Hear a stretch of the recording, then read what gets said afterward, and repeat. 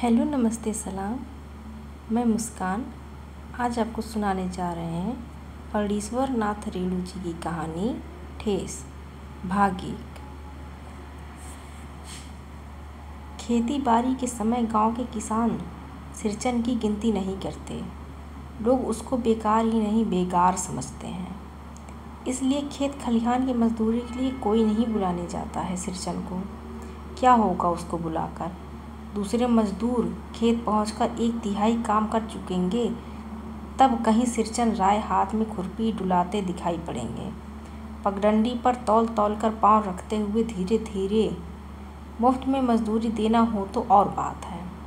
आज सिरचन को मुफ्तखोर, कामचोर या चटोर कह ले कोई। एक समय था जबकि उसकी मड़ैया के पास बड़े बड़े बाबू लोगों की सवारियां बंधी रहती थी। उसे लोग पूछते ही नहीं थे, उसकी खुशामद भी करते थे।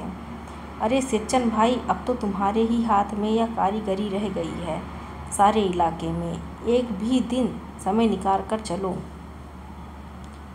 कल बड़े भैया की चिट्ठी आई है शहर से।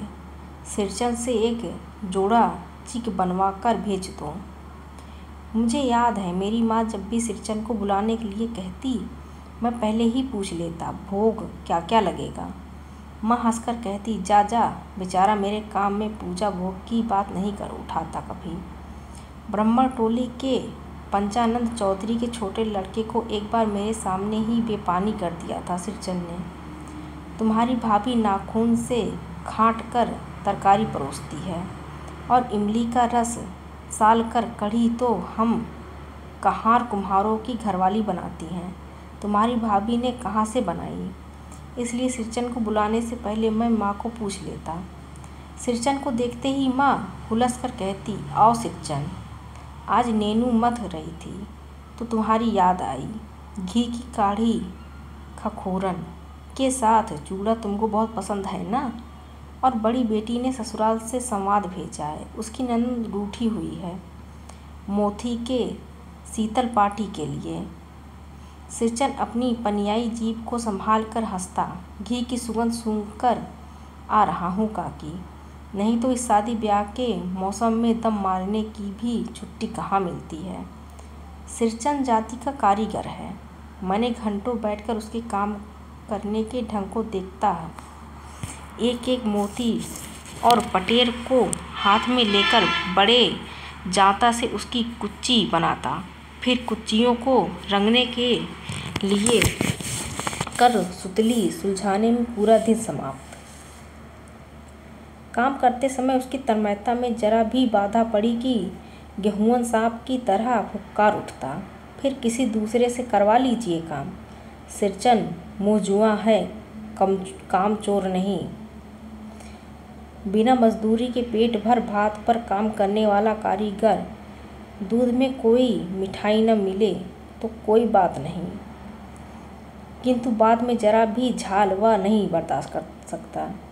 सिरचन को चोट लोग चटोर भी के समझते हैं। तली बघारी हुई तरकारी, दही की कढ़ी, मलाई वाला दूध, इन सब पर प्रबंध पहले कर लो, तब सिरचन को बुलाओ। दुम हिलाता हुआ हाजिर हो जाएगा। खाने पीने में चिकनाई की कमी हुई कि काम की सारी चिकनाई खत्म। काम अधूरा रखकर उठ खड़ा होगा।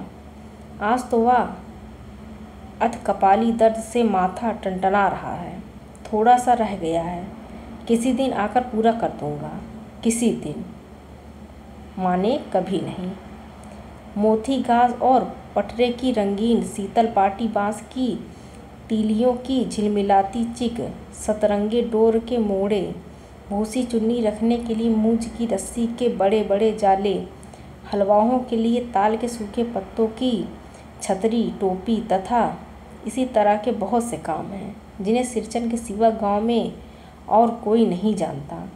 यह दूसरी बात है कि अब गांव में ऐसे कामों को बेकाम का काम समझते हैं लोग। बेकाम का काम, जिसकी मजदूरी में अनाज या पैसे देने की कोई ज़रूरत नहीं। पेट भर खिला दो, काम पूरा होने पर एकाध पुराना धुराना कपड़ा देकर विदा करो। वह कुछ भी नहीं बोलेगा, कुछ भी नहीं बोलेगा, ऐसी बात नहीं। सिरचन को बुलाने वाले जानते हैं सिरचन बात करने में भी कारीगर है। महाजन टोले के भज्जू महाजन की बेटी सिरचन की बात सुनकर तिलमिला उठी थी। ठहरो, मैं माँ से जाकर कहती हूँ। इतनी बड़ी बात है बिटिया। बड़े लोगों की बस बात ही बड़ी होती है, नहीं तो दो दो पटेर की पट्टियों का काम सिर्फ खेसारी का सत्तू खिलाकर कोई करवाए भला, या तुम्हारी माँ ही कर सकती है बबुनी, सिरचन ने मुस्कुराकर जवाब दिया था। उस बार मेरी सबसे छोटी बहन की विदाई होने वाली थी। पहली बार ससुराल जा रही थी मानू के दूल्हे ने पहले ही बड़ी भाभी को खत लिखकर चेतावनी दे दी है। मानू के साथ मिठाई की पतीली न आए कोई बात नहीं, 3 जोड़ी फैशनेबल चिक और पटेर की 2 शीतल पार्टियों के बिना आएगी मानू तो भाभी ने हंसकर कहा, बेरंग वापस। इसलिए 1 सप्ताह से पहले ही सिरचन को बुलाकर काम पर तैनात करवा दिया था माँ ने। देख सिरचन, इस बार नई धोती दूंगी, असली मोहर छाप वाली धोती। मन लगाकर ऐसा काम करो कि देखने वाले देखते ही रह जाएं। पान जैसी पतली छुरी से बांस की तीलियों और कमानियों की चिकनाता हुआ सिरचन अपने काम में लग गया। रंगीन सुतलियों से झब्बे डाल कर वह चिक बुनने बैठ गया। 1.5 हाथ की बिनाई देखकर ही लोग समझ गए कि इस बार एकदम नए फैशन की चीज़ बन रही है, जो पहले कभी नहीं बनी। मझली भाभी ने से नहीं रहा गया, पर्दे के आड़ से बोली, पहले ऐसा जानती कि मोहर छाप वाली धोती देने से ही अच्छी चीज़ बनती तो भैया को खबर भेज देती। काम में व्यस्त सिरचन के कानों में बात पड़ गई। बोला, मोहर छाप वाली धोती के साथ रेशमी कुर्ता देने पर भी ऐसी चीज़ें नहीं बनती बहुरिया। मानू दीदी काकी की सबसे छोटी बेटी है। मानू दीदी का दूल्हा अफसर आदमी है।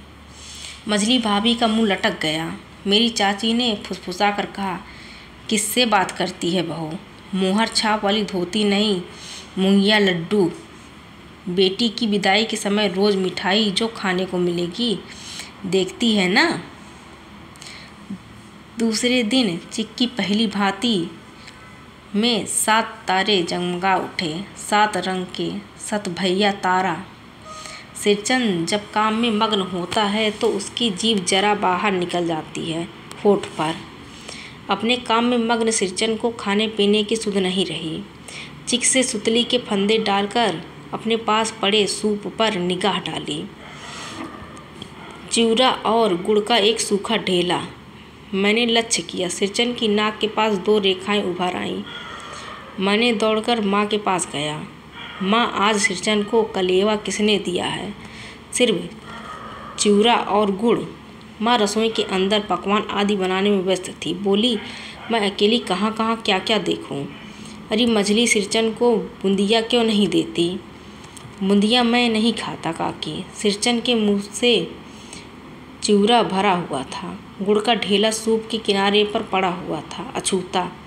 माँ की बोली सुनते ही मझली भाभी की भौहें तन गई। मुट्ठी भर बुदिया सूप में फेंक कर चली गई। सिरचन ने पानी पीकर कहा, मझली बहू रानी, अपने मैके से आई हुई मिठाई भी इसी तरह हाथ खोलकर बांटती है क्या?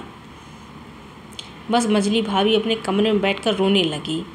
चाची ने माँ के पास जाकर लगाया, छोटी जाति के आदमी का मुंह भी छोटा होता है। मुंह लगाने से सर चढ़ता है। किसी की नैहर ससुराल की बात क्यों करेगा वह? मझली भाभी माँ की दुलारी बहू है। माँ तमक कर बाहर आई। सिरचन, तुम काम करने आए हो, अपना काम करो। बहुओं से बदकुट्टी करने की बात क्या ज़रूरत?